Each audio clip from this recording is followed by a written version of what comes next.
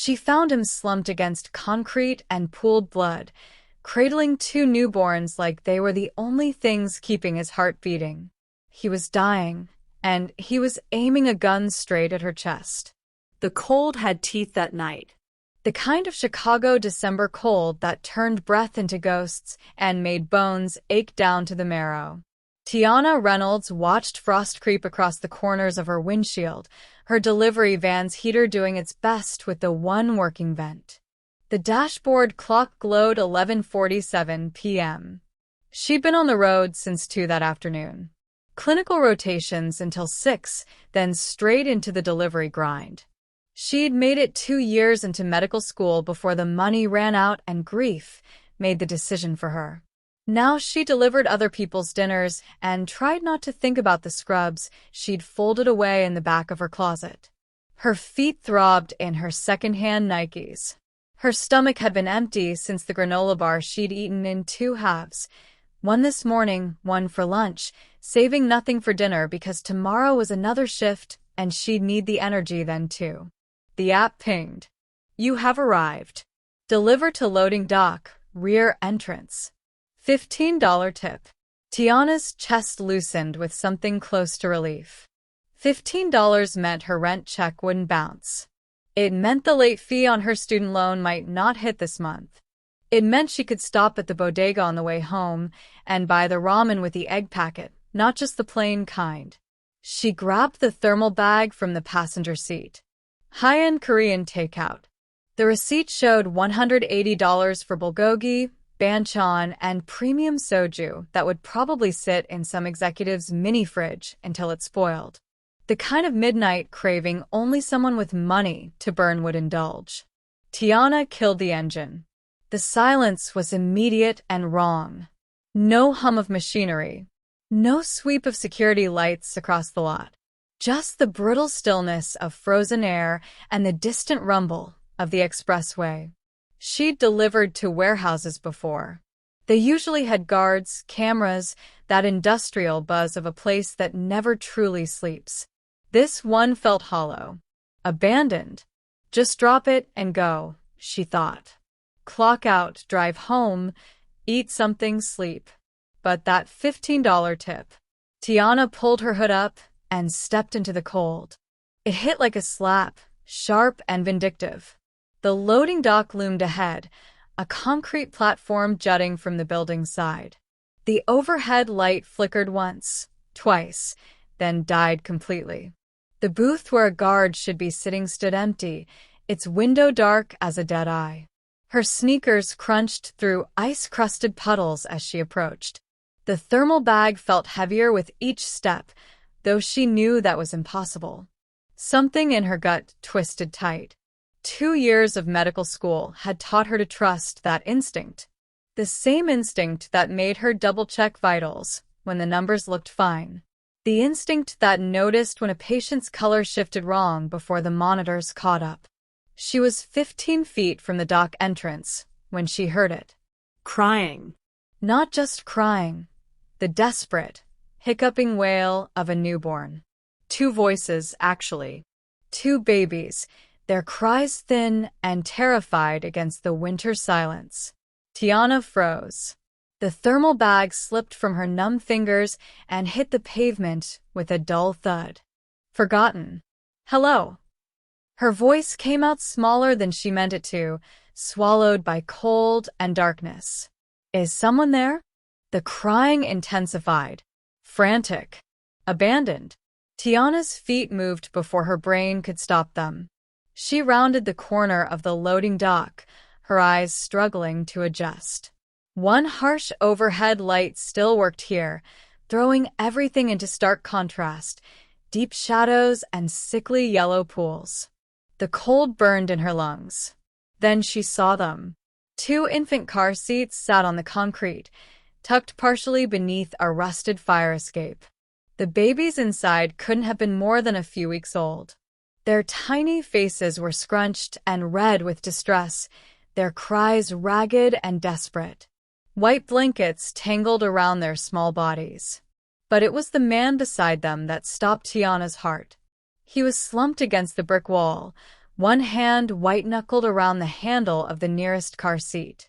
Even in the harsh light, she could see the dark stains spreading across his shoulder and chest, too thick and too dark to be anything but blood. His white dress shirt was drenched in it, the black suit jacket hanging open and ruined. The suit had cost more than her entire semester's tuition. She could tell even destroyed. His black hair was slicked back, those strands had fallen across his forehead. Tattoos crept up his neck from beneath his collar.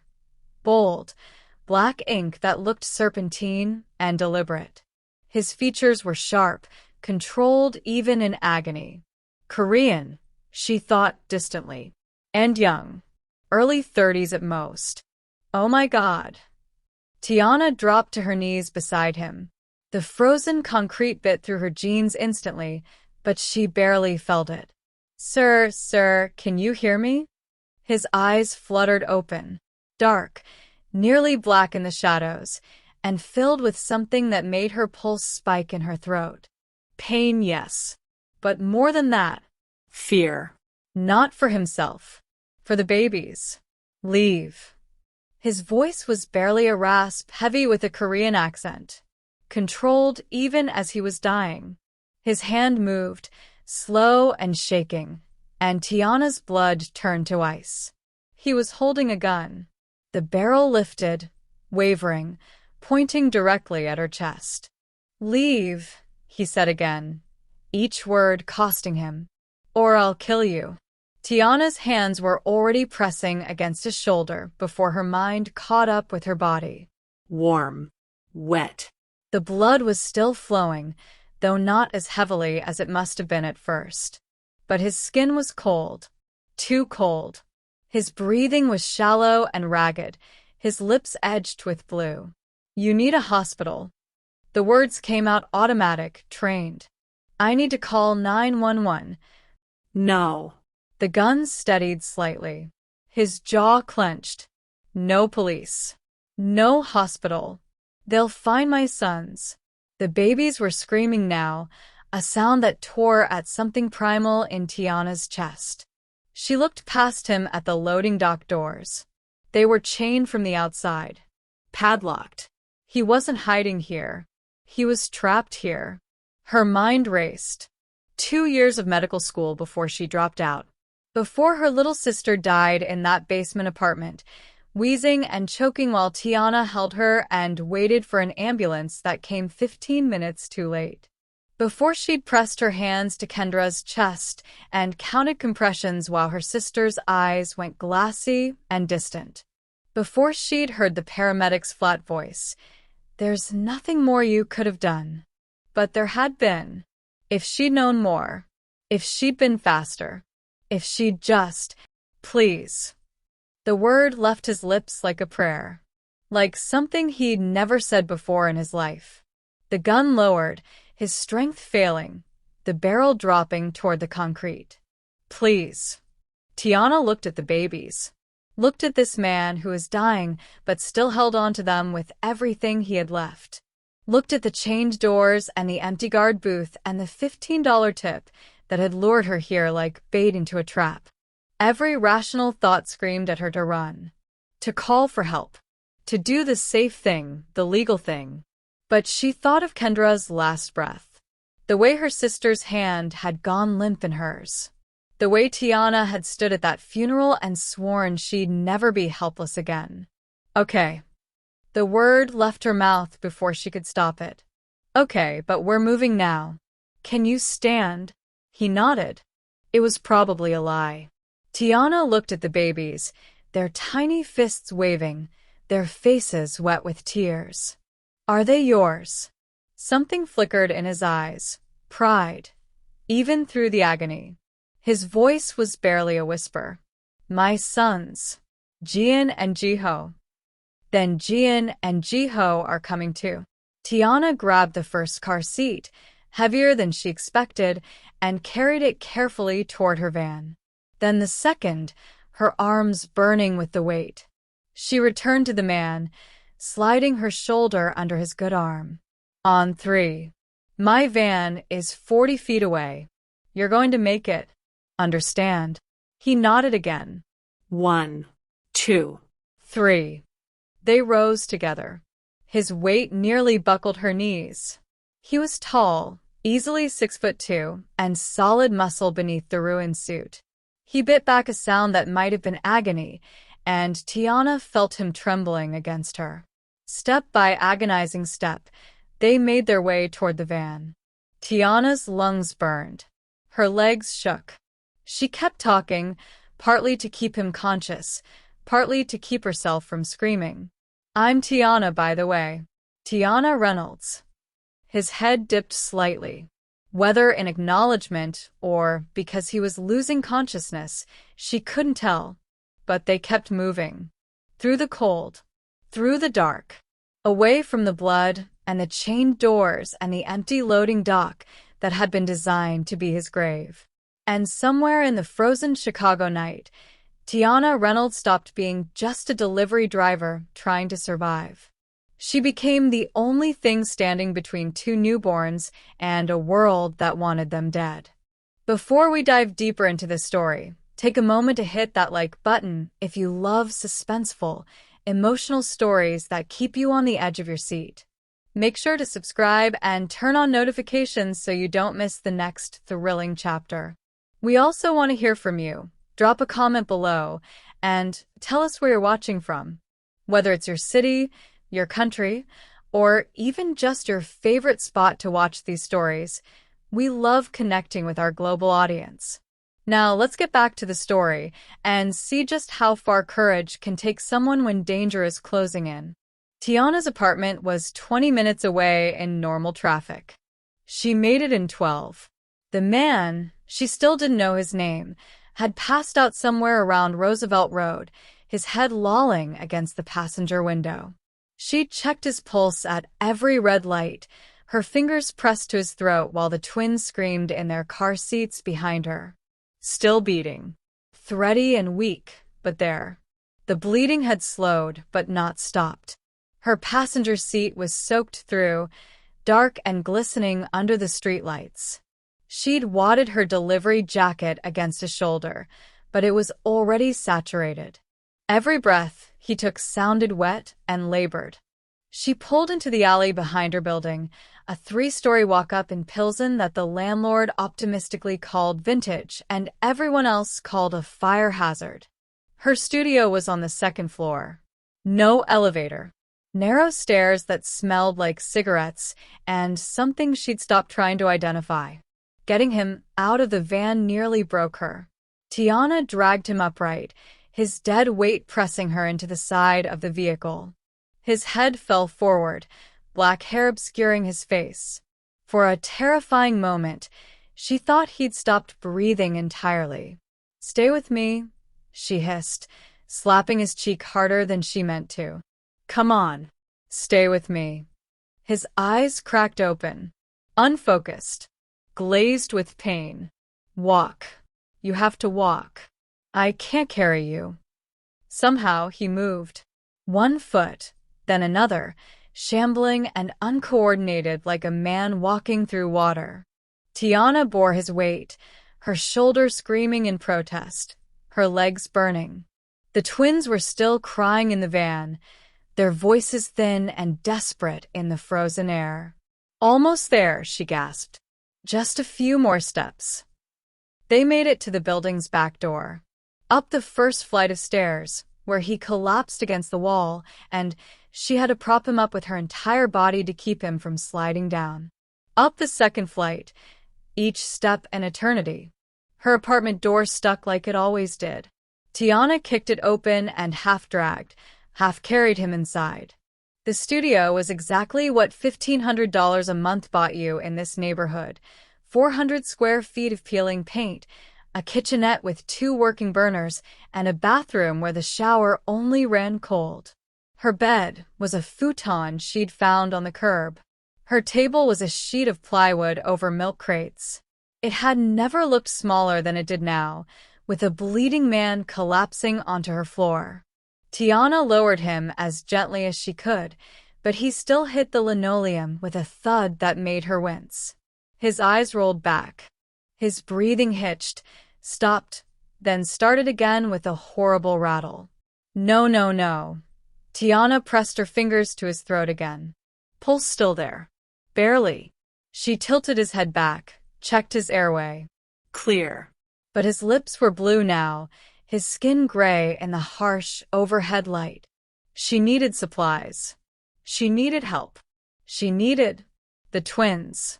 She'd left them in the van. Tiana ran. Down the stairs, out into the cold, every second feeling like an hour. The babies were still screaming, their small faces red and furious. She grabbed both car seats and ran back up, her arms shaking with the weight, her breath coming in gasps. She set them inside the apartment, next to the dying man who was their father. The contrast was obscene, two tiny, helpless lives next to a man bleeding out on her floor. Jian had stopped crying. His dark eyes were wide and solemn, watching her with an intensity that seemed impossible for a newborn. Jiho was still wailing, his small fists clenched. Tiana locked the door, threw the deadbolt, shoved her single chair against it for good measure. Then she turned back to the man on her floor and let her medical training take over. She dropped to her knees beside him, hands moving automatically. Airway, breathing, circulation. The ABCs they drilled into her skull during first-year rotations. His airway was clear. His breathing was shallow but present. His circulation was the problem. She could see it in the color of his skin, the weakness of his pulse. She needed to see the wound. Tiana grabbed her kitchen scissors and cut away his suit jacket, then his shirt. The fabric peeled away wet and sticky, revealing a shoulder that was a mess of blood and torn flesh. The entry wound was high on his left shoulder, just below the collarbone. Through and through, she realized with a jolt of relief. The exit wound was visible on his back, ragged and still seeping. But the relief died quickly. The bullet had gone through, yes, but it had done damage on the way. His shoulder was a wreck of torn muscle and shattered bone. She could see fragments of something white, bone or cartilage, embedded in the tissue. This needed a hospital, a surgeon, or with real equipment and real drugs and people who knew what the hell they were doing. But he'd said no hospitals. They'll find my sons. Tiana looked at the twins. Jiho had finally stopped crying, exhausted into silence. Both babies were watching her now with those dark, solemn eyes that seemed too knowing for newborns. She thought of the chained loading dock, the empty guard booth, the way he'd been trapped there, bleeding, with no way out except to die or be found. Someone had tried to kill him tonight. Someone who knew where he'd be. Someone who'd chained the doors to make sure he couldn't escape. And if she took him to a hospital, that someone would find him, would find the babies. God damn it, Tiana whispered. She grabbed her phone and pulled up the medical supply website she'd bookmarked back in nursing school. Added everything to her cart: suture kit, hemostatic gauze for supplies, surgical glue, antibiotics. $200 she didn't have. She checked the 1-hour delivery option. Added another $40. Her credit card was already maxed. She used it anyway. Then Tiana Reynolds, who dropped out of medical school and delivered Korean takeout for $15 tips, went into her bathroom and started scrubbing her hands like she was preparing for surgery. Because that's exactly what she was about to do. The medical supplies arrived in 38 minutes. Tiana had spent every one of them keeping him alive. She'd elevated his legs with her couch cushions, covered him with every blanket she owned, monitored his pulse every 2 minutes, her fingers pressed his throat while she counted seconds and prayed to a god she'd stopped believing in when Kendra died. When the delivery driver knocked, she cracked the door 6 inches, grabbed the bag, and shut it again without a word. The guy probably thought she was rude. She didn't care. Tiana dumped the supplies onto her plywood table. Suture kit, hemostatic gauze, surgical glue, for catheter and fluids, antibiotics. She'd also grabbed hydrogen peroxide from under her sink, a bottle of vodka from her freezer, and a handful of clean dish towels that would have to serve as surgical drapes. It wasn't an or. It wasn't even close. But it was all she had. She knelt beside him again and pressed her palm to his forehead. Burning hot. Fever had set in fast, his body trying desperately to fight off infection and blood loss and shock all at once. His breathing was faster now, more labored. "I'm sorry," she whispered, though she didn't know if he could hear her. "This is going to hurt." Tiana had watched this procedure a dozen times during her rotations. She'd assisted twice, handing instruments to the attending while trying not to pass out from the smell of cauterized flesh. She'd never done it herself. She ripped open the hemostatic gauze first and packed it into the wound. The bleeding slowed immediately, the specialized material clotting on contact. She worked quickly, cleaning the area with hydrogen peroxide that fizzed pink and angry. The entry wound was cleaner than the exit, a neat hole punched through skin and muscle. The exit wound was ragged, torn open from the inside out. Her hands were steady. That surprised her. She'd expected them to shake. The suture kit came with a tiny vial of lidocaine. Tiana drew it up into the syringe, her muscle memory taking over. She injected it around the wound edges, watching his face for any sign of consciousness. He didn't move. She threaded the curved needle, her fingers working automatically. First suture went in deep, pulling together the torn muscle tissue. Second suture closed the subcutaneous layer.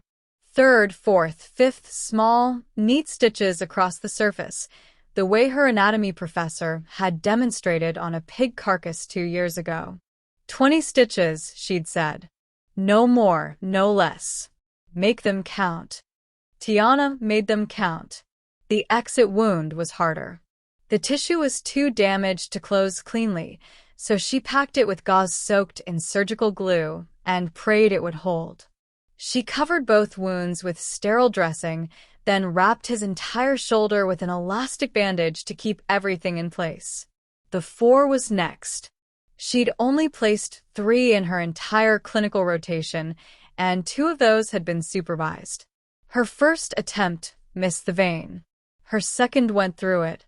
On the third try, she felt that telltale pop of the catheter sliding home. Blood flashed back in the chamber, dark and sluggish. She taped it down and connected the bag of saline, hanging it from a nail on the wall that had once held a calendar. The fluid began to drip, steady and hypnotic. Tiana sat back on her heels and stared at her work. His chest rose and fell, still shallow but more regular now. The 4 dripped. The bandages held. He was still gray, still burning with fever, but he was alive. For now. She grabbed the bottle of vodka and took a long pull straight from it. It burned going down, sharp and cleansing. Her hands were covered in blood. Her jeans were soaked with it. The smell filled her tiny apartment, metallic and organic. A soft cry pulled her attention. Jiho was awake, his small face scrunched with hunger or discomfort. Jian was still sleeping, but his twins' cries would wake him soon. Tiana stood on shaking legs and moved to the car seats. She had no idea what to do with babies. Medical school had covered pediatrics, but that was theory, textbook weights and feeding schedules and developmental milestones. Not 2 real newborns who needed her right now. She unbuckled Jiho carefully, supporting his head the way she'd seen in videos. He was so small, impossibly small. His entire body fit in her 2 hands, warm and fragile and trusting. "Hey," she whispered.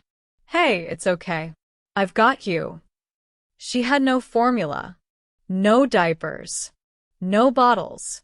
She had nothing a baby needed except a warm apartment and desperate determination. Tiana grabbed her phone with one hand, Jiho cradled against her chest with the other. 24-hour bodega, 6 blocks away. She added newborn formula, bottles, diapers, wipes, and pacifiers to her cart. Another $80. Her credit card was going to explode, but these babies needed to eat. 15-minute delivery. She laid Jiho on her bed, surrounded by pillows so he couldn't roll, and checked Jian. Still sleeping, but he'd wake soon. She changed Jiho's diaper using a towel and sheer desperation, then did the same for Jian when his dark eyes blinked open. The formula arrived. Tiana mixed it according to the instructions, testing the temperature on her wrist like she'd seen in movies. Too hot. She ran the bottle under cold water, tested again. Better. Jiho latched on immediately, sucking with a desperation that made her chest ache. He was starving. Both of them probably were. When he finished, she burped him, one hand supporting his chest, the other patting his back, until he let out a small, satisfied sound. Then Jian. He ate slower, more methodical, his dark eyes fixed on her face the entire time. When he was done, she held both babies against her chest, one on each side, and felt their small hearts beating against her ribs. The man on her floor groaned. Tiana's head snapped up. His eyes were still closed, but his hand was moving, reaching instinctively toward where his sons should have been. "They're safe," she said, moving closer so he could see. "Jian and Jiho are safe. They're right here." His hand stilled. His breathing evened out. He sank back into unconsciousness. Tiana looked at the twins in her arms, then at their father bleeding on her floor, then at her apartment that had become a makeshift trauma ward. 48 hours ago, her biggest worry had been making rent.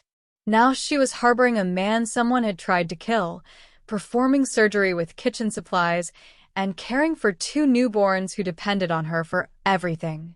She should call the police. Should get help. Should do literally anything except what she was doing. But when she looked at Jian's solemn eyes and felt Jiho's small hand curl around her finger, she knew she wouldn't. Not yet. Maybe not ever. He woke at dawn. Tiana was dozing in the corner, both babies asleep in their car seats beside her, when she heard him move. Her eyes snapped open. He was trying to sit up, one hand braced against the floor, the other reaching for a gun that was no longer there. She'd hidden it in her kitchen drawer, under the takeout menus. The weight of it had made her hands shake. "Don't move," she said, keeping her voice low so she wouldn't wake the twins. "You'll tear your stitches." He froze. His dark eyes found her across the room, sharp and alert despite the fever still burning in his skin. For a long moment, he just stared at her, cataloging everything, her apartment, the babies, the 4 bags still dripping into his arm. Then he looked down at his bandaged shoulder and back at her. "You operated on me." It wasn't a question. His voice was rough, scraped raw, but the accent was clearer now. Educated. The kind of English that came from international schools and business deals, not immigrant struggle. "You were dying," Tiana said. "I did what I could." "Why?" The question hung in the air between them. Tiana stood, her joints protesting, and moved closer. Not too close. Close enough to check his vitals if needed. "Your sons were crying," she said simply. "You asked me to help." Something flickered across his face, surprise, maybe, or suspicion. He looked at the twins, still sleeping peacefully, and his expression softened in a way that seemed almost painful. "How long?" 6 hours since we got here. 7 since I found you." He closed his eyes, and she watched him do the mental calculation. When he opened them again, there was something new there. Something that looked like resignation. "My name is Kang Do-hyun," he said. "And you need to leave the city. Tonight." Tiana's stomach dropped. What? The delivery order was fake. His words were clipped, precise, like he was rationing energy. The tip, the address, all of it. Orchestrated to lure someone, anyone, to that location at that exact time. The floor tilted under Tiana's feet. She sat down hard on the milk crate that served as her chair. Why? A witness. Kang Do-hyun's jaw tightened. They needed a civilian witness to find my body. Someone with no connection to my organization. Someone predictable, traceable, who could be blamed when convenient. The words clicked into place like puzzle pieces, each one more horrifying than the last. The empty guard booth. The chained doors. The expensive food order placed at midnight to an abandoned loading dock. You were supposed to die there, Tiana whispered. And I was supposed to find you. Yes. But you didn't die. No. The ghost of something dark crossed his face. I killed them first. 3 men. The ambush was supposed to be 5, but 2 fled when I got my hands on a weapon. He paused. The police would have found you standing over my body with a delivery bag. A young black woman with a criminal justice record. I don't have a record, Tiana interrupted. You do now. Unpaid parking tickets that became warrants. A noise complaint that escalated to resisting arrest. Minor things, easily fabricated, but enough to make you a viable suspect. His eyes were hard. They've been building your profile for 2 weeks. Since they knew they'd need someone. Tiana's hands were shaking. She pressed them against her thighs to make them stop. How do you know all this? Because I planned operations like this for 10 years before I inherited my position. Kang Do-hyun shifted slightly, wincing at the movement. I know how these things work. The delivery order was placed from a burner app. The tip was high enough to guarantee acceptance, but not so high it seemed suspicious. The location was isolated, monitored. They knew exactly when you'd arrive. Who are they? My organization. The words were bitter. Someone close to me. Someone who knew where I'd be tonight, who I'd have with me. His gaze drifted to the twins. Someone who wanted me dead badly enough to risk killing my sons. Tiana thought of the car seats, the way he'd been clutching them even while bleeding out. You brought them to a meeting? I brought them to what I thought was an emergency exit. His voice went flat. My head of security called me. Said the safe house was compromised. Told me to meet him at the loading dock, that he'd arranged transport out of the city.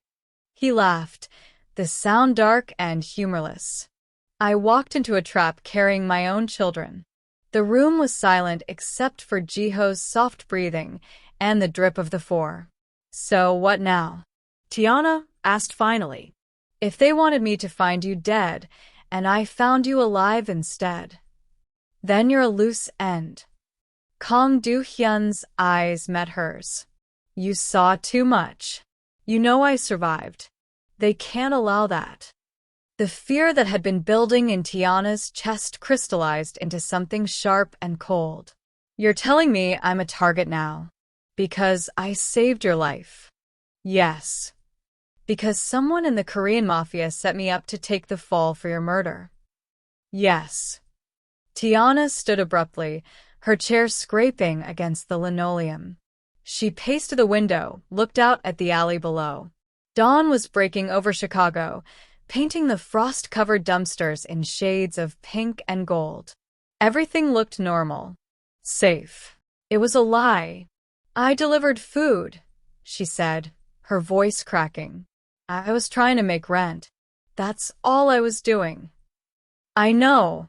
And now what? They're going to kill me because I was in the wrong place at the wrong time. Not if I stop them first.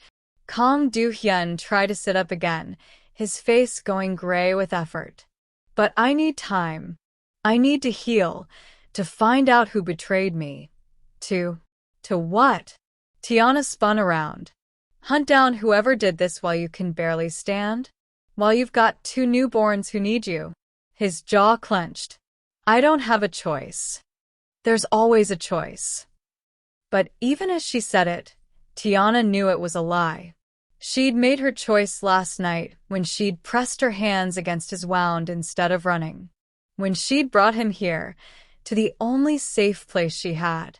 She'd made her choice, and now they both had to live with the consequences. Kang Do-hyun was watching her with those dark, calculating eyes. I owe you a blood debt.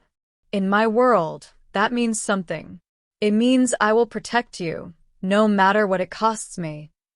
I don't want protection from a crime lord, Tiana said. But her voice was weak, and they both knew it. Then what do you want? She looked at Jian and Jiho, still sleeping peacefully in their car seats. Looked at this man who was a stranger and a killer and a father all at once. I want the truth, she said finally. All of it. Who you are, who's trying to kill you, and what the hell I just walked into. Kang Do-hyun nodded slowly. Then sit down. This is going to take a while. Tiana didn't sit. She stood with her arms crossed, her back against the wall, watching him with the kind of careful attention she'd learned in patient assessments. Looking for tells. For lies. You brought your sons to an ambush, she said. The words came out harder than she meant them to. You walked into a trap with 2 newborns. What kind of father does that? Kang Do-hyun's face went completely still. For a moment, she thought he wouldn't answer. Then something cracked in his expression, something raw and wounded. The kind who had no choice. There's always a choice. Not in my world. He looked at the twins, and the hardness in his eyes softened into something that looked like grief. Their mother died 3 days ago. Hemorrhage during the C-section.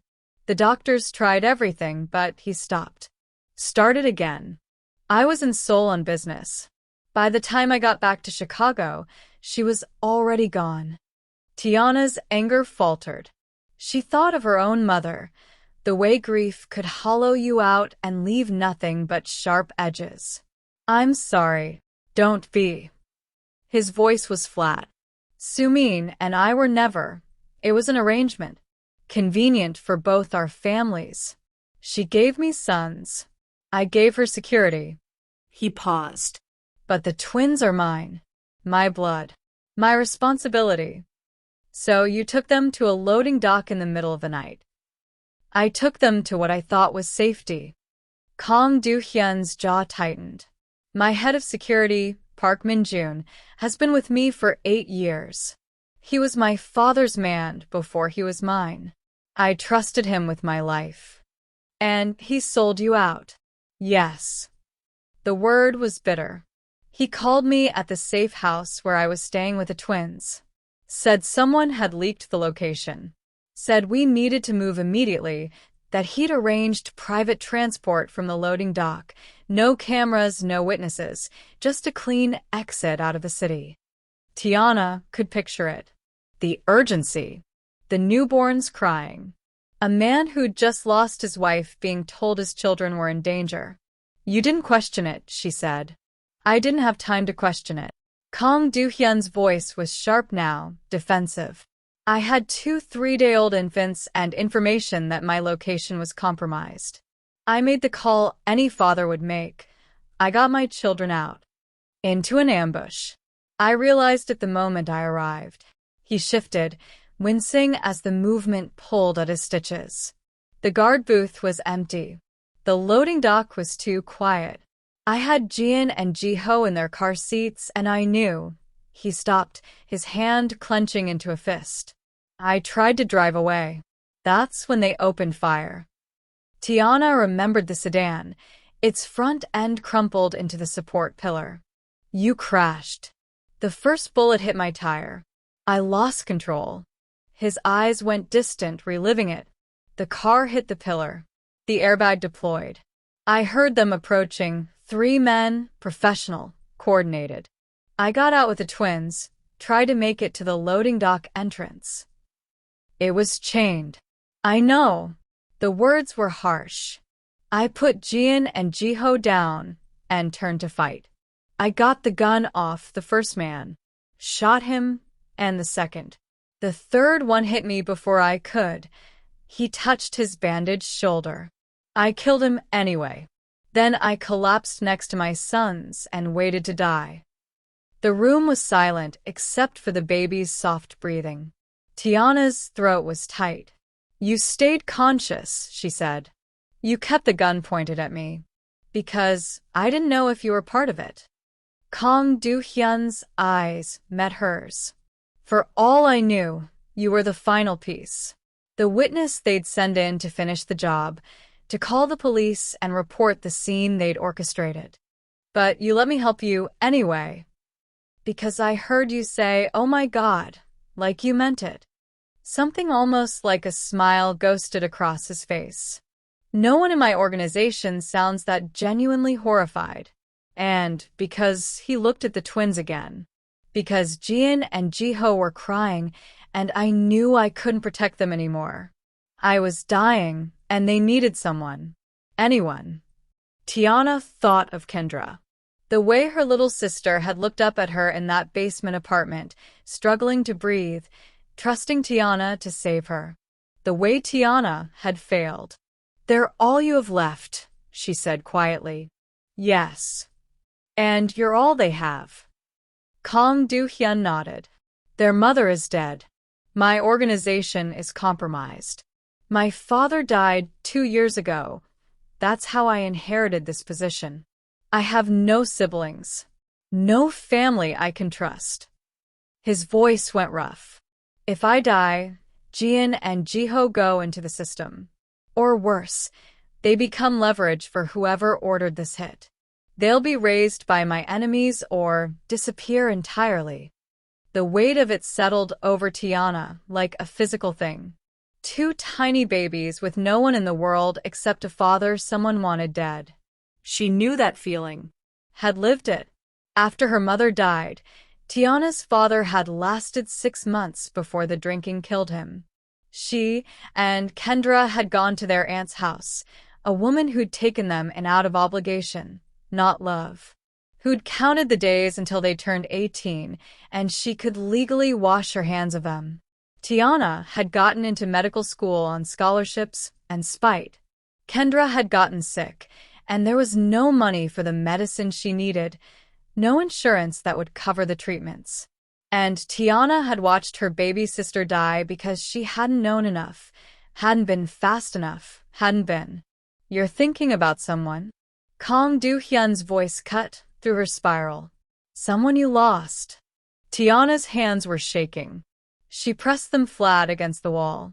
My sister. Kendra. She was 16. Asthma attack that turned into pneumonia. I tried to help her, but her voice cracked. I wasn't enough. How old were you? 22. Second year of medical school. And you blame yourself. It wasn't a question. Tiana looked at him. This man who'd killed 3 people to protect his sons, who'd held them even while dying. Every day, she whispered. Kang Do-hyun was quiet for a long moment. When he spoke again, his voice was softer. I understand that kind of guilt. The kind that follows you into every decision, every moment. The kind that makes you hold on too tight because you're terrified of losing anyone else. Is that why you didn't leave them behind? At the loading dock. I couldn't. The words were simple, absolute. They're 3 days old. They don't understand danger or death or betrayal. They only know they need their father. And he stopped, swallowed hard. I would rather die holding them than live knowing I abandoned them to save myself. Tiana looked at Jian and Jiho, still sleeping peacefully, unaware that their father had killed for them, that he'd nearly died for them, that he would do it again, without hesitation. She thought of Kendra's last words. Don't leave me, T. Please don't leave me. And Tiana hadn't. She'd held her sister's hand until the very end. It hadn't been enough to save her, but she'd stayed. Just like Kang Do-hyun had stayed with his sons. Okay, Tiana said finally. Okay what? Okay, I believe you. She moved away from the wall, came closer. And I'm going to help you figure out who did this. But you need to rest, and you need to let that shoulder heal, or you won't be any good to anyone. Kang Do-hyun studied her face. Why would you help me? Because those babies need their father. Tiana's voice was steady now. And because I know what it's like to be the only thing standing between someone you love and death. I won't let them lose you. Not if I can stop it. For the first time since he'd woken up, something like respect crossed Kang Do-hyun's face. Then we have an alliance. We have an alliance, Tiana agreed. And somewhere in the gray Chicago dawn, a delivery driver and a crime lord became partners in survival. Ji-ho woke first, his small cry cutting through the quiet apartment. Tiana moved automatically, but Kang Do-hyun was already trying to push himself up, his face going white with the effort. Stop, Tiana said, pressing a hand to his good shoulder. You'll tear everything I just stitched. He needs me. He needs to be fed and changed. I can do that. She was already reaching for Ji-ho, lifting him carefully from the car seat. His small body was warm, solid, real. You need to not bleed out on my floor. Kang Do-hyun settled back, but his eyes tracked every movement she made. Watching. Assessing. She could feel the weight of his attention as she changed Ji-ho's diaper, as she mixed the formula and tested it on her wrist. You're good with him, he said quietly. I'm figuring it out as I go. Tiana sat on the futon, Ji-ho cradled in the crook of her arm. He latched onto the bottle immediately, his dark eyes focused on her face with that unnerving newborn intensity. I've never actually taken care of a baby before. You wouldn't know it. Something in his tone made her look up. Kang Do-hyun was watching her with an expression she couldn't read, gratitude mixed with something else. Something that looked almost like longing. When's the last time you held them? She asked. At the loading dock. His jaw tightened. Before that, at the safe house. I've barely, he stopped. Their mother died before I could even get back from Seoul. The nurses at the hospital held them more in their first 3 days than I did. The admission seemed to cost him something. Tiana finished feeding Ji-ho, burped him, then stood. She crossed the small space between them and carefully lowered herself to sit beside Kang Do-hyun, her back against the same wall. Here, she said, and gently placed Ji-ho in the crook of his good arm. Kang Do-hyun went completely still. For a moment, Tiana thought he might refuse. Then his arm curved instinctively around his son, supporting his small head, and something in his face just broke. He's so small, he whispered. He's perfect. Tiana adjusted Ji-ho's blanket. They both are. Kang Do-hyun looked down at his son, and Tiana saw the mask slip entirely. No crime lord. No dangerous man with blood on his hands. Just a father seeing his child, really seeing him, maybe for the first time. I don't know how to do this, he said, so quietly she almost missed it. My father raised me to run an organization, to manage territories, to negotiate deals, to eliminate threats. He never, his voice caught. He never taught me how to be soft. You don't have to be soft. Tiana watched Ji-ho's small hand curl against his father's chest. You just have to be there. What if being there isn't enough? What if I survive this betrayal and the next threat, and the one after that, and I still fail them? What if he stopped, his throat working. What if I'm not enough? Tiana thought of Kendra. Of all the ways she'd failed. Of all the ways she was still failing, still grieving, still haunted. Then you fail, she said. And you get up and you try again. Because that's what you do when someone depends on you. You don't give up. Kang Do-hyun's eyes met hers. In the gray morning light, they looked less black and more brown, softer somehow. Human. You would have made a good doctor, he said. I would have made an adequate doctor. Tiana smiled, but it hurt. I'm better at this, I think. The improvising. The holding on when everything's falling apart. The saving people who don't deserve it. You deserve it. The words came out more intense than she meant them to. Your sons deserve a father. That's enough. Something shifted in the space between them. Some invisible line crossed. Kang Do-hyun's free hand moved, slowly, and his fingers brushed against hers where they rested on her knee. Thank you, he said. For all of this. For them. Tiana's breath caught. His hand was warm, surprisingly gentle for someone who'd killed 3 men 2 nights ago. She should pull away. Should maintain distance. Should remember that this was temporary, that she was helping him survive long enough to figure out who betrayed him, and then she'd go back to her normal life. Except she wouldn't. They both knew that. Her normal life had ended the moment she'd found him bleeding in that loading dock. Do-hyun, she started. The window exploded. Glass shattered inward in a spray of glittering shards. Tiana's body moved before her mind caught up, throwing herself over Jiho and Kang Do-hyun as something metal clanged against her kitchen floor. Grenade. Kang Do-hyun's voice was sharp, commanding. Move. But it wasn't a grenade. It was a canister, already hissing white smoke that filled the apartment in seconds. Tiana's eyes burned. Her throat closed. She couldn't see, couldn't breathe, couldn't. Strong hands grabbed her, pulled her up. Kang Do-hyun was on his feet somehow. Jiho clutched against his chest, his other hand locked around Tiana's wrist. Jian, she gasped.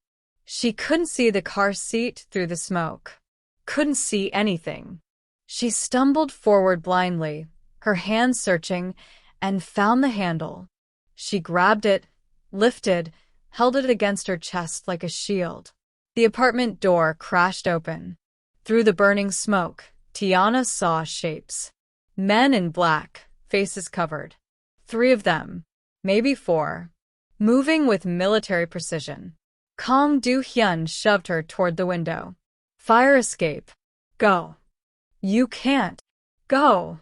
A gunshot cracked through the smoke. Then another.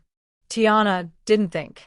She climbed through the shattered window onto the fire escape. Jian's car seat clutched in her arms, glass crunching under her shoes. The metal stairs were slick with ice. She nearly fell twice. Behind her, she heard more gunshots. Shouting. A body hitting the floor. Kang Do-hyun appeared at the window, Jiho still pressed against his chest, blood seeping through his bandages. His face was gray with pain and smoke and fury. Move, he ordered. Tiana moved. They hit the alley running. Her van was still parked there, keys in her pocket because she'd been too exhausted to do anything properly. She got the side door open, shoved the car seats inside, then turned to help Kang Do-hyun. He collapsed against her, his weight nearly taking them both down. Blood was soaking through his shirt now, bright and terrible. Get in, she said. I'm driving. She didn't wait for him to argue. She pushed him into the passenger seat, slammed the door, and ran around to the driver's side. The engine turned over on the second try. Tiana peeled out of the alley as men poured out of her building's entrance, weapons drawn. A bullet punched through her rear window. Then another. Tiana drove without destination, just away. Away from her apartment, away from the men with guns, away from the only home she had. The twins were screaming in the back seat, terrified by the gunfire and smoke and chaos. Kang Do-hyun was slumped in the passenger seat, his hand pressed against his shoulder where blood seeped through the bandages. We need to stop, he said through gritted teeth. I need supplies. You need to restitch. I know. Tiana's hands were shaking on the wheel. I just need to think. I need to.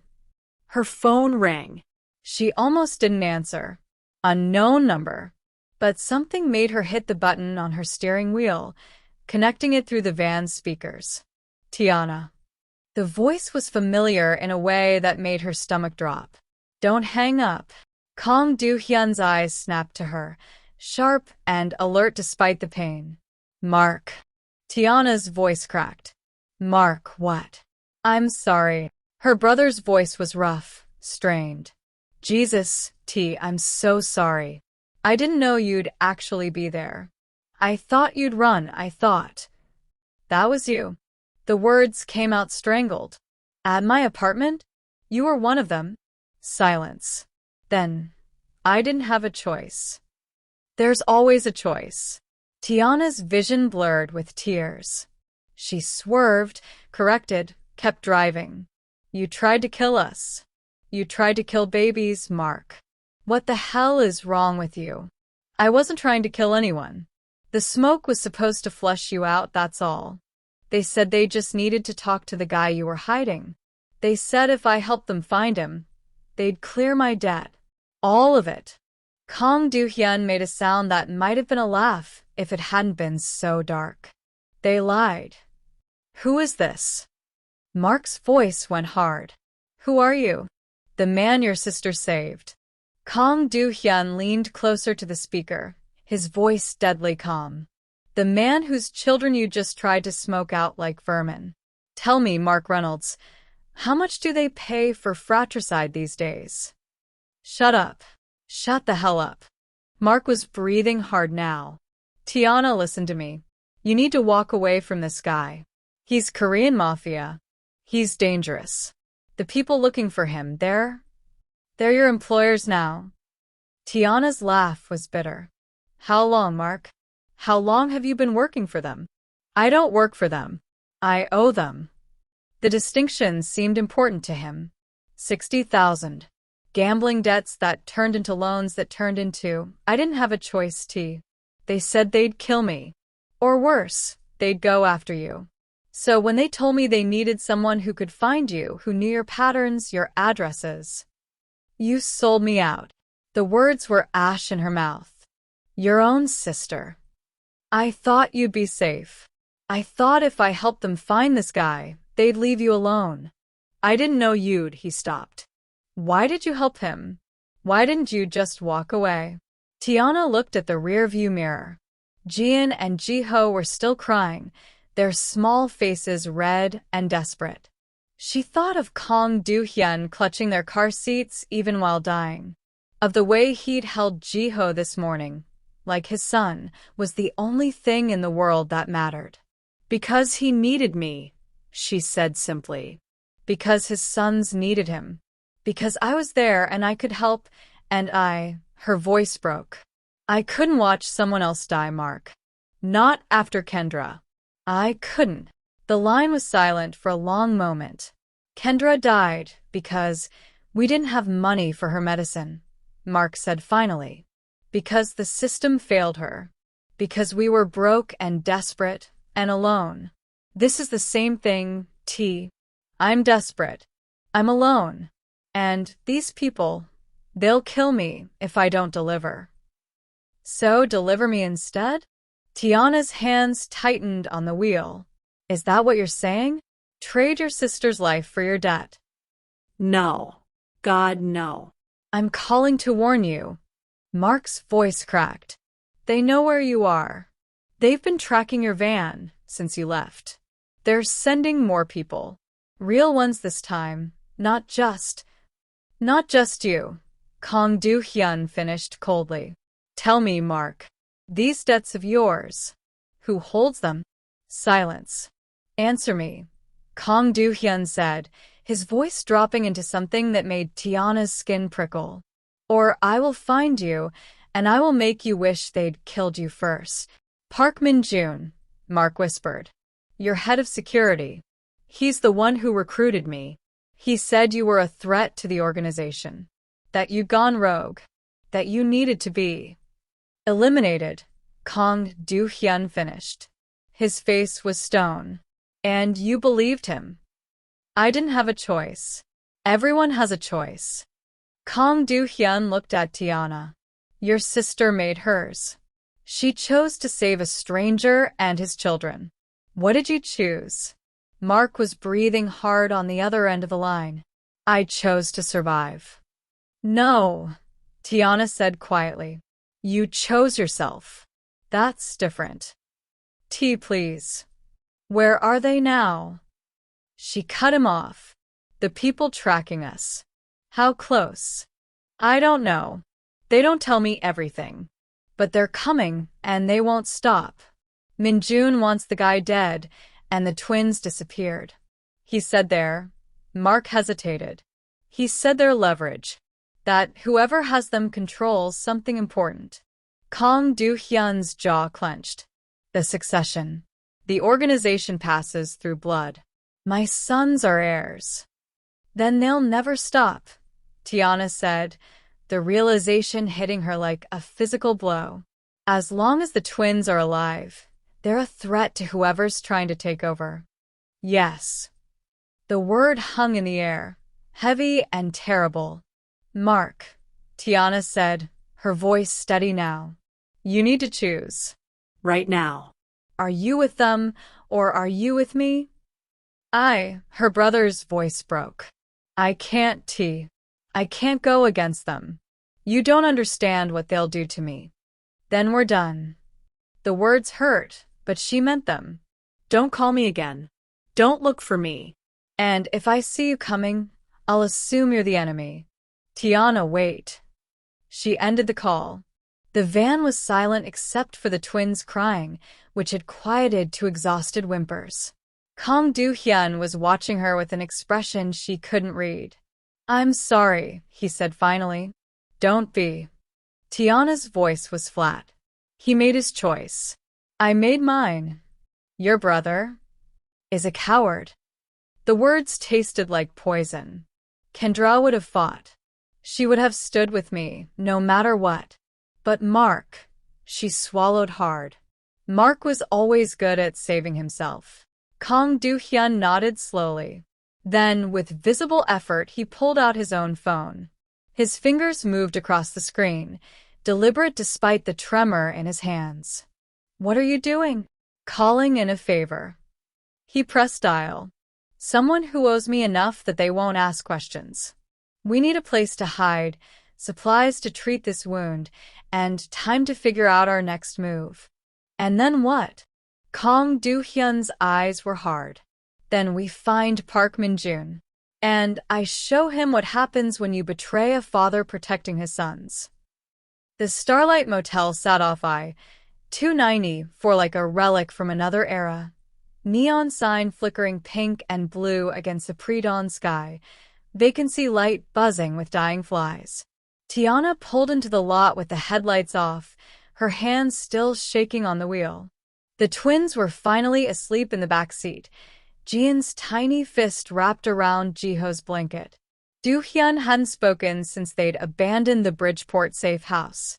Since he'd gotten the call from his remaining lieutenant, they know about Pilsen. They know about Chinatown. Every location is burned and hung up without another word. Here. Tiana's voice came out raw. She'd been driving for 2 hours, circling highways, doubling back, watching the rearview mirror until her eyes crossed. Here. Do-hyun reached for his wallet with his good arm, the other one pressed against his rebandaged shoulder. Cash only. No names. One night. The night clerk barely looked up from his phone as Do-hyun slid $300 across the counter. Didn't ask about the blood on his shirt, or the exhausted black woman holding 2 sleeping infants, or why they had no luggage. Just handed over a key attached to a plastic tag stamped with a faded 7. The room smelled like cigarettes and industrial cleaner. One queen bed with a floral comforter that had seen better decades. A TV bolted to the wall. A bathroom with a rust-stained sink. The lock on the door was flimsy. Tiana tested it twice, but the window had bars, and that would have to be enough. She laid the twins down in the center of the bed, building a wall of pillows around them. Jian stirred, his little face scrunching, but didn't wake. Jiho's chest rose and fell, steady and strong. They're okay, she whispered, more to herself than to Do-hyun. Because of you. Tiana turned. He was standing by the window, One hand braced against the wall, looking out through the gap in the curtains at the parking lot. His silhouette was all sharp angles and tension, shoulders rigid despite the pain he had to be in. "We can't keep running like this." The words tumbled out before she could stop them. "Do-hyun, they know everywhere you'd go. Everyone you'd trust. We're out of options." "I know. Then what are we doing? What's the plan?" He didn't answer, just kept staring out the window, jaw clenched so tight she could see the muscle jumping. Something inside Tiana snapped. The adrenaline that had been holding her together since the loading dock, since the surgery, since Mark had shown up with a gun, it all came crashing down at once. Her hands started shaking. Her breath came too fast. "Do-hyun." Her voice cracked. "I need you to talk to me. I can't just keep driving in circles waiting for someone to find us. I can't." He moved before she could finish. 3 steps across the room, and his good hand was cupping her face, tilting her chin up. His eyes were so dark, so intense. She forgot how to breathe. "You should have left me in that parking lot."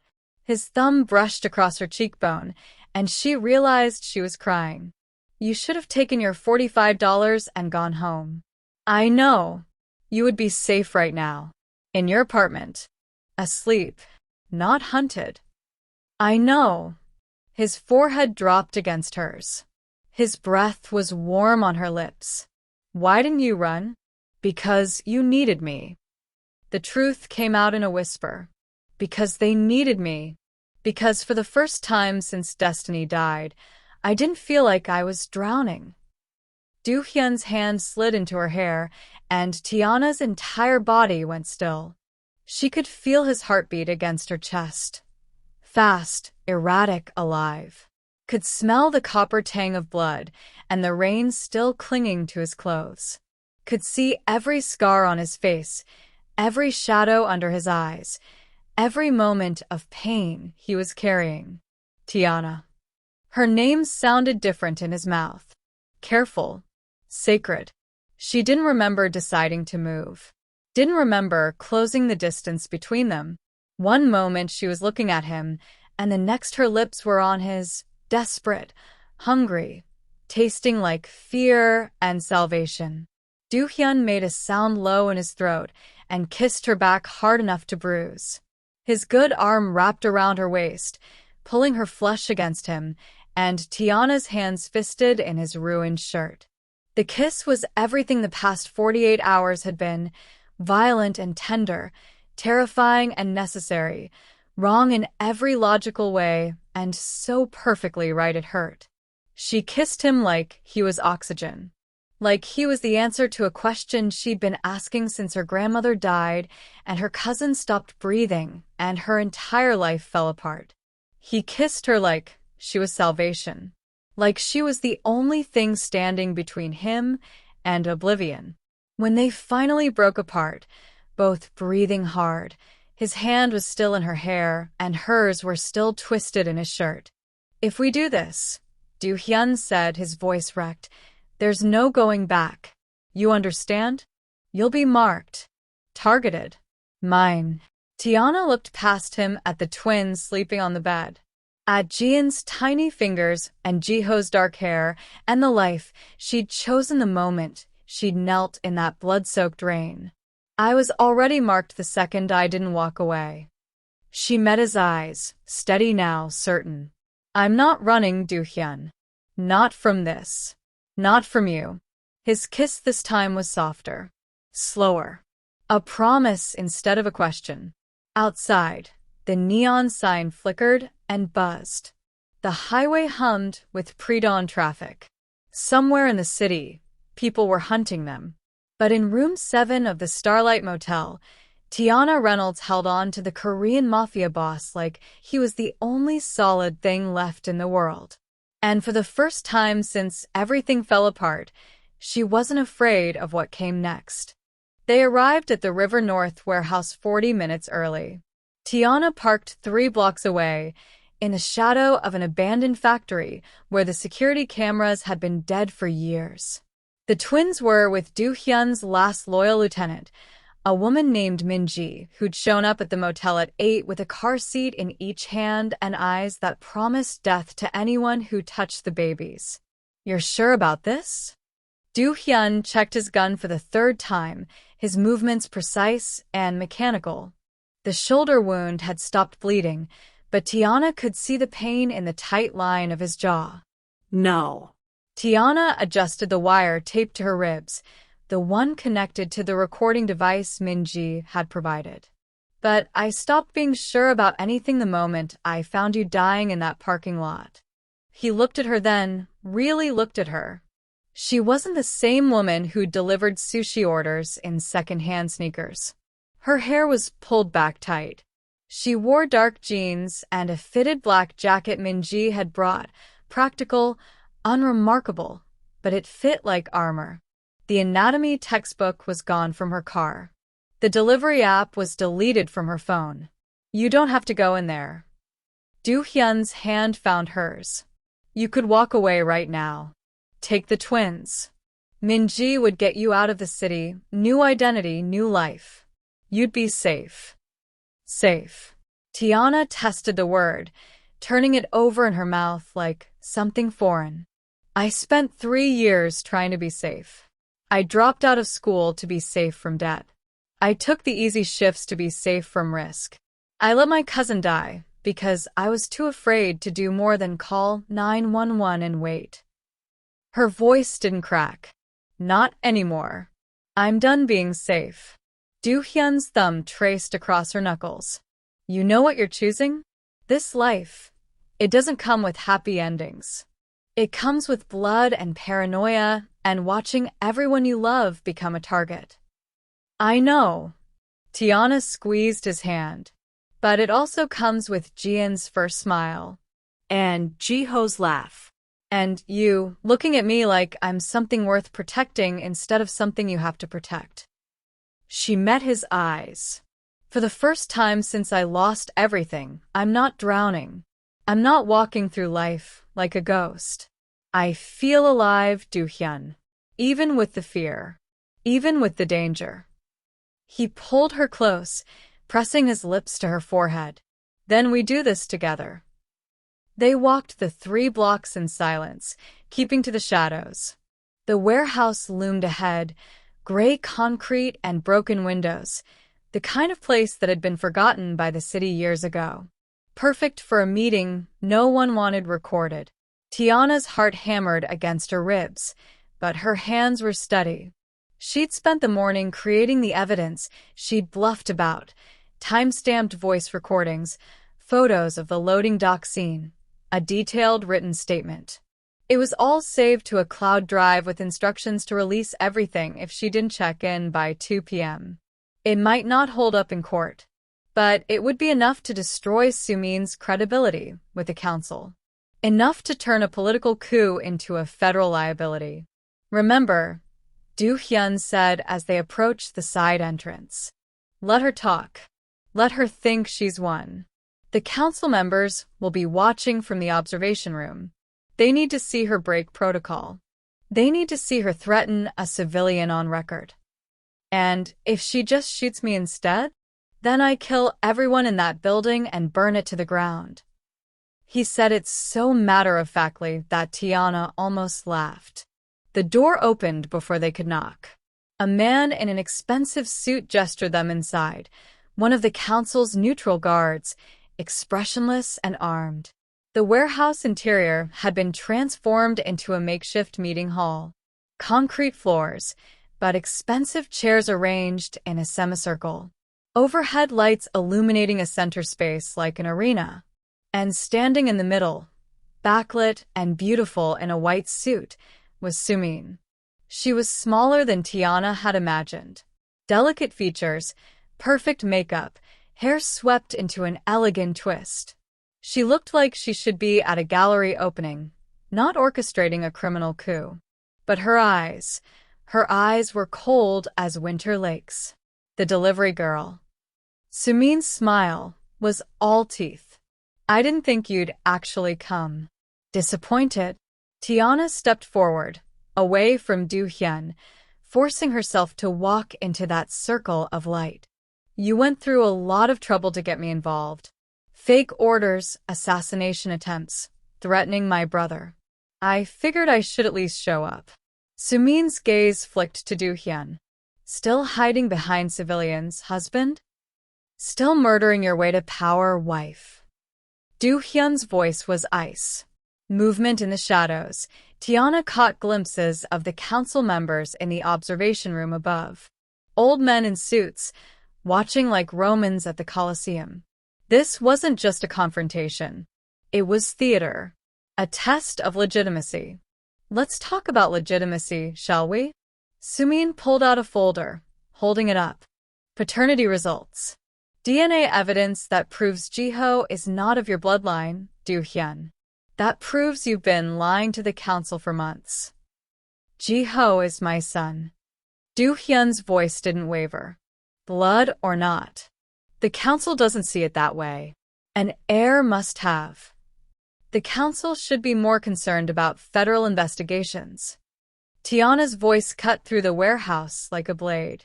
Because that's what happens when you orchestrate the attempted murder of a civilian. When you fake delivery orders to lure innocent people into assassination plots. When you hire hitmen to kill American citizens on domestic soil.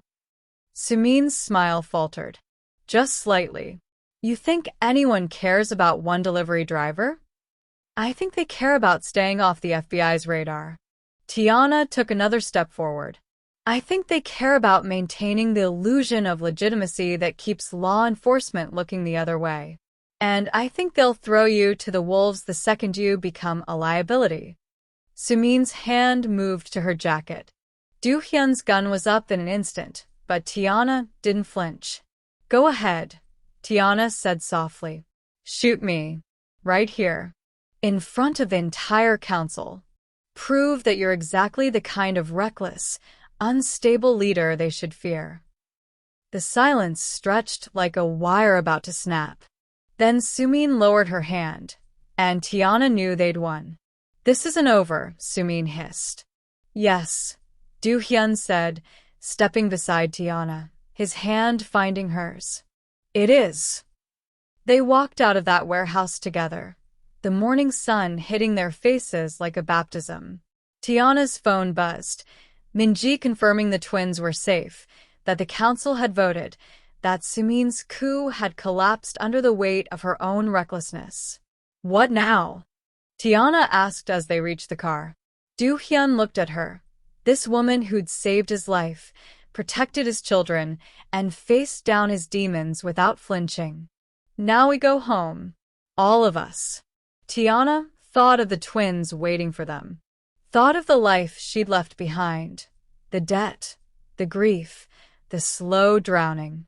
And thought of the life ahead, dangerous and complicated and fierce. She'd never wanted a crown, never wanted power or violence or a place in a world built on blood. But she'd found something better. She'd found herself. And she'd found them. Take me home, she said. And for the first time in 3 years, she knew exactly where that was. And that's how Tiana Reynolds went from a broke delivery driver to the protector of a mafia king's family, finding love, purpose, and a family she never knew she needed in the most dangerous circumstances imaginable. From that blood-soaked loading dock to the final confrontation with Sumin, Tiana proved that sometimes the most powerful weapon isn't a gun or connections. It's courage, compassion, and the refusal to walk away when someone needs you. She never wanted the crown, never asked for the danger. But she found something more valuable than safety. She found herself. If you made it this far, I need to know, would you have helped Du Hyun in that loading dock? Or would you have run? Drop your honest answer in the comments. No judgment, just curiosity. And if you're obsessed with dark romance stories where ordinary people get pulled into extraordinary danger, hit that subscribe button, because we're just getting started. Next week, a tattoo artist discovers her new client is a hitman, and his last target was her ex. Like this video if you want more mafia romance, and I'll see you in the next story. Stay dangerous, fam. This story hit different, didn't it? Tiana's journey from powerless to powerful, from drowning in grief to finding her purpose. That's the kind of transformation we all crave. If you loved this, you're my people. Subscribe and join the family, because every week we're diving into stories about characters who choose love over safety, danger over mediocrity, and purpose over survival. Comment below with part 2 if you want a part 2 following Tiana and Do-hyun's new life with the twins. And drop a comment if you related to Tiana's unwanted crown moment. Hit that like button, share this with your dark romance-loving friends, and I'll catch you next week with another story that'll keep you up at night. Peace.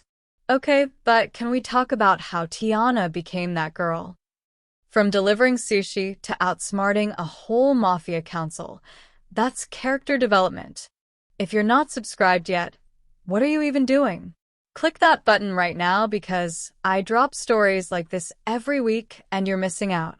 Smash that like button if you loved this, comment your favorite moment from the story, and go binge the rest of the channel because, trust me, every story hits this hard.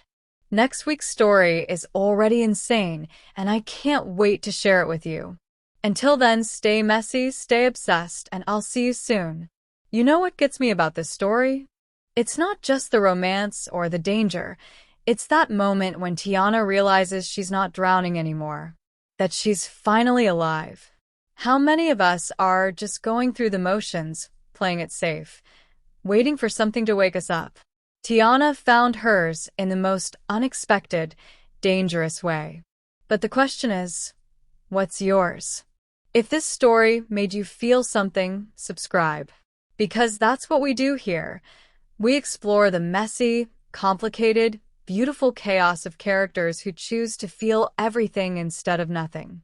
Leave a comment telling me what story you want to hear next. What trope? What scenario?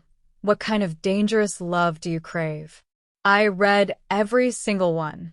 Like this video, share it with someone who needs a new obsession, and I'll see you next week with another story that'll wreck you in the best way. Take care of yourself.